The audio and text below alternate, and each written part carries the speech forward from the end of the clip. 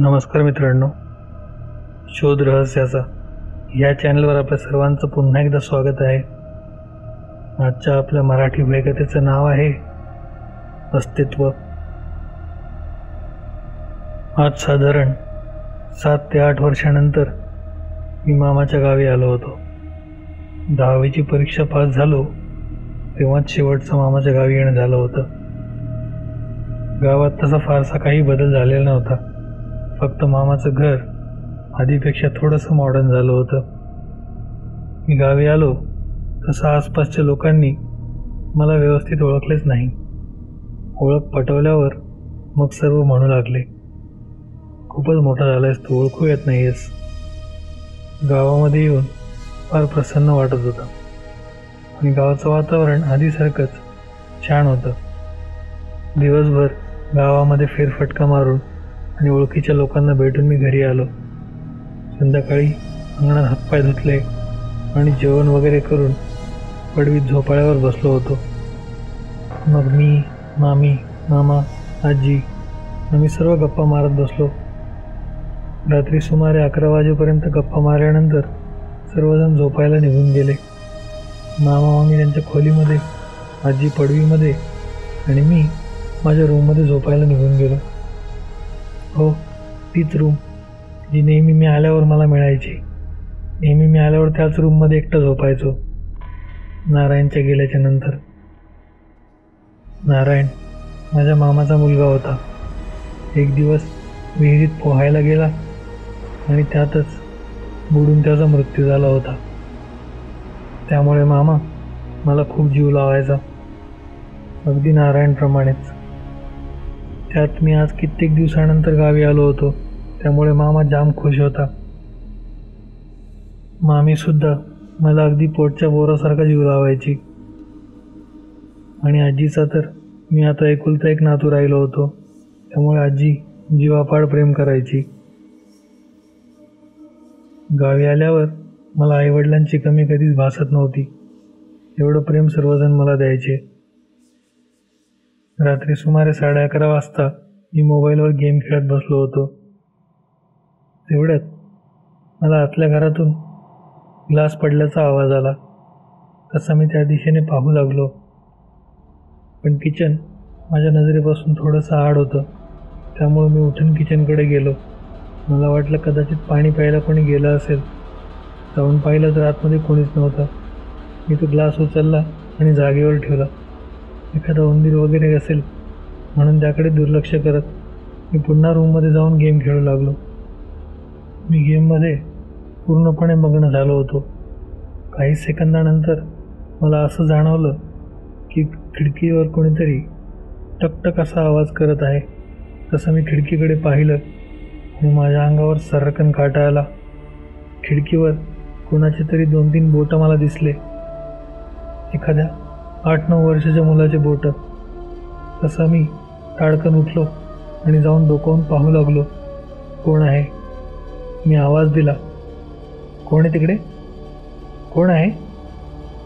समोरून काहीही प्रतिसाद आला नाही. म्हणून मी मुख्य दरवाजाने बाहेर गेलो आणि त्या खिडकीच्या बाजूला शोधू लागलो. तरीही तिथे कोणीच नव्हते.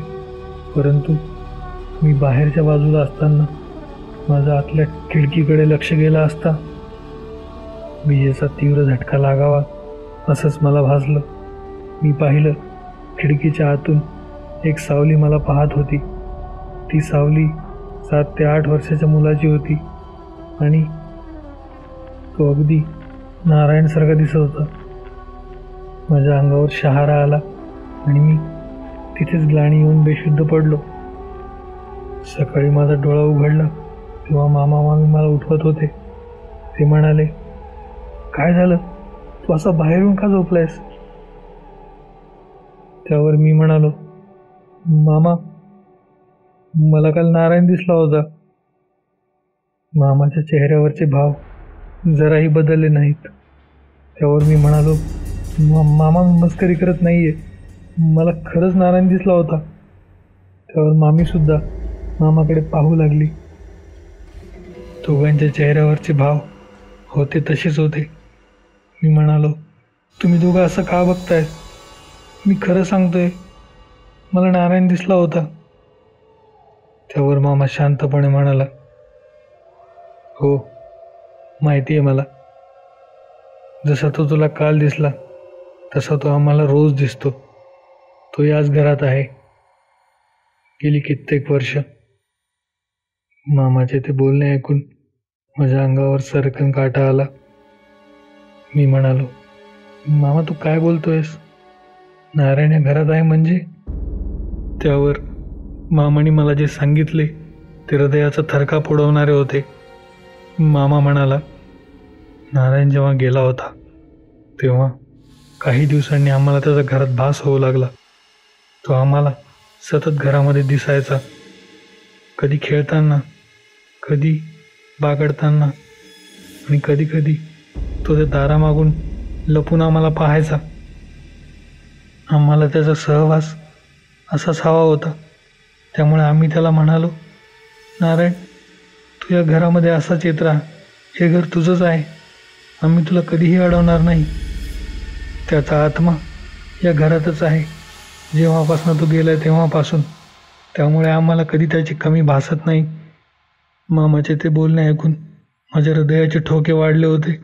मी मामाला म्हणालो, अरे मामा पण तो आता मनुष्ययोनीमध्ये नाही राहिलाय. तो भूत झालाय. तो नक्कीच तुम्हाला काही ना काही हानी पोहोचवेल. त्यावर मामा म्हणाला, काही कसं शक्य आहे? आमचा नारायण आम्हाला कशी हानी पोहोचवेल तूच सांग ना. काल तो तुझ्यासोबत त्या रूममध्ये होता, पण त्याने तुला काहीही हानी पोहोचवली का? मामाचं ते बोलणं ऐकून मी पार गोंधळून गेलो. मला हेच समजत नव्हते की हे सर्व सत्य आहे की मी स्वप्नच बघतोय. आता माझ्यामध्ये त्या रूममध्ये एकटे राहायची हिंमतच राहिली नव्हती. मी मामाला म्हणालो, मामा आजपासून मी आजीसोबत पडवीतच झोपत जाईल जेवढे दिवस मी इथे आहे. त्यावर मामा म्हणाला, अरे पण नारायणला तू आवडतोस. तुम्ही दोघं चांगले मित्र आहात ना? मी म्हणालो, हो ते सगळं आहे, पण आता माझं त्या रूममध्ये एकटं झोपणं शक्यच नाही आहे. मी नाही राहू शकत त्याच्यासोबत. त्यावर मामा थोडासा नाराज झाला, पण तो ठीक आहे म्हणाला. तसा मी रात्री आजीजवळ पडवीत झोपलो होतो. तिथे झोपला असताना माझ्या कानावर नारायणचा आवाज आला, समीर, हे समीर, तुला माझ्यासोबत खेळायचं नाही आहे का रे? तो आवाज शरीराचे थरकाप उडवणारा होता. मला काही समजत नव्हते. मी आजीला बिलगून तसाच झोपून राहिलो आणि मनातल्या मनात हनुमान चालिसेचे पठण करू लागलो. आता कधी सकाळ होईल याचीच मी वाट पाहत होतो. रात्रभर मी जागूनच काढली आणि तो आवाज तसाच मला येत राहिला. नारायण मला रात्रभर खेळायसाठी बोलवत होता, पण मी एक क्षणसुद्धा डोळा उघडला नाही. मला माहीत होते आता जर मी डोळा उघडला तर तो मला समोरच दिसेल. सकाळचे 5:30 वाजले. आजी झाडण्यासाठी उठली. तसा माझाही डोळा उघडला. मी आजीला म्हणालो, आजी थोडा वेळ अजून झोप ना, उठू नकोस. त्यावर आजी म्हणाली, काय रे बाळा, काय झालं? त्यावर मी तिला सर्व सांगितलं. आजी म्हणाली, ठीक आहे. तशी आजी तिथेच पडून राहिली. 6:30 वाजले. तशी सूर्याची कोवळी किरणे डोळ्यावर यायला सुरुवात झाली. मी उठलो आणि ताडकन आवरायला निघून गेलो. मी उठलो आणि लगेच आवरू लागलो. त्यावर आजी म्हणाली, एवढ्या सकाळी सकाळी का आवरतोयस? मी म्हणालो, आता इथे एक क्षणही थांबणं माझ्यासाठी शक्य नाही आहे. मी तिथून निघून गेलो. त्या दिवसानंतर मी परत कधीच गावी परत गेलो नाही, कारण मला माहीत होतं नारायण तिथे माझी वाट पाहतोय. तुम्हाला जर ही कथा आवडली असेल तर व्हिडिओला लाईक करा. व्हिडिओ कसा वाटला हे कमेंटमध्ये सांगायला विसरू नका. जर तुम्ही चॅनलवर पहिल्यांदाच आले असाल तर चॅनलला सबस्क्राईब करा आणि बेल आयकॉन दाबा, म्हणजे येणाऱ्या व्हिडिओचे अपडेट तुम्हाला नियमितपणे मिळत राहतील.